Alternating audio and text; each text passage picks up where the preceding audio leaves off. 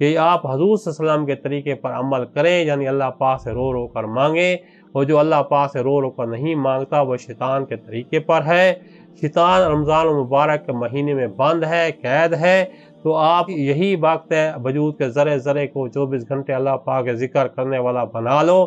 تاکہ رمضان المبارک کے بعد جب شیطان قید سے آزاد ہو تو وہ آپ کے وجود میں داخل نہ ہو سکے۔ جب وجود کا ذرا ذرا اللہ اللہ کر رہا ہوگا تو شیطان آپ کے وجود میں دل میں داخل نہیں ہو سکے گا۔ رمضان المبارک کو لیلۃ القدر کی رحمت اور برکت والے مراقبے کا طریقہ یہ ہے کہ یا اللہ مجھے اور ہر ایک کو رمضان المبارک اور لیلۃ القدر کی رحمت اور برکت والا فیض عطا فرما۔